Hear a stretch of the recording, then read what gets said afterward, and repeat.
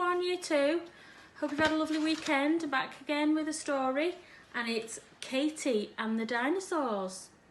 Now, I wonder where Katie goes today.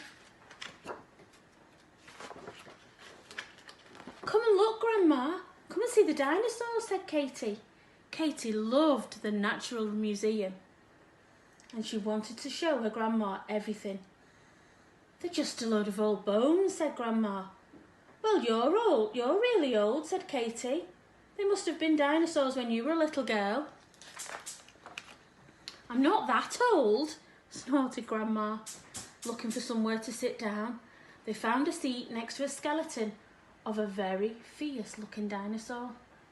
Why don't you go and look at your horrible dinosaurs while I have 40 winks, said Grandma.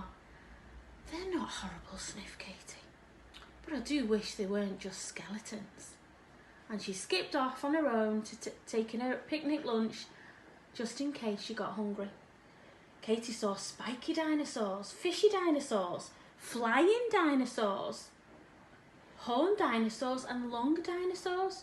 She closed her eyes and tried to imagine they were all alive.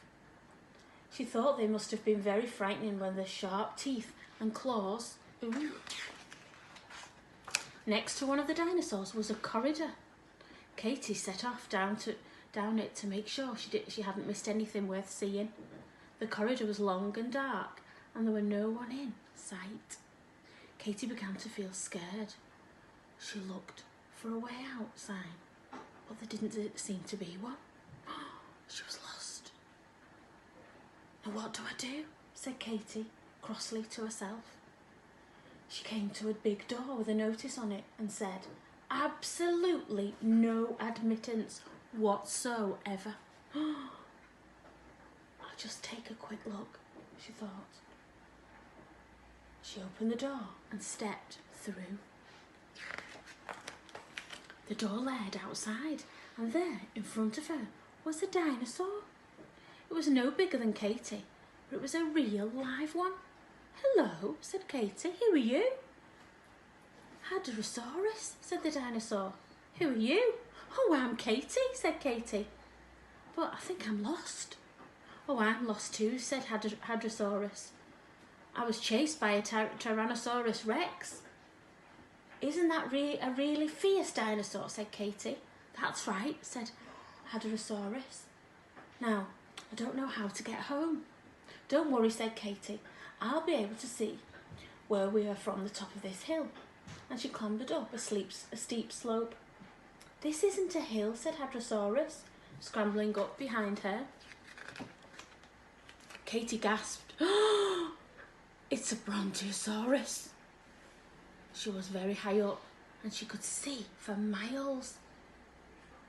Now show me where you live, said Katie.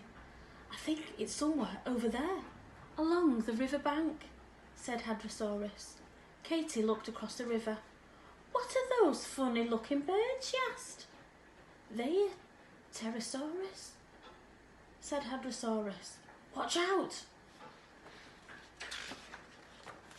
But one of the pterosaurs had already spotted Katie's yellow scarf. It swooped towards her, and before Katie could duck, it had snatched the scarf from her.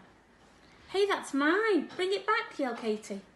But the pterosaur was far away already. Now the Brontosaurus started to move. She was getting fed up with those noisy creatures jumping about on her back. How they made her itch. Katie hung on for dear life, slipping and sliding about on the Brontosaurus's back as she lumbered down to the river for a nice cool bathe. She was so huge that Katie and Hadrosaurus hardly got wet at all. From high up on the Brontosaurus's back, Katie could look right out to sea. All sorts of strange creatures were swimming there. She recognised some of them from the museum. The Ichthyosaurus with their long snouts, and a plesiosaur with its snake-like neck,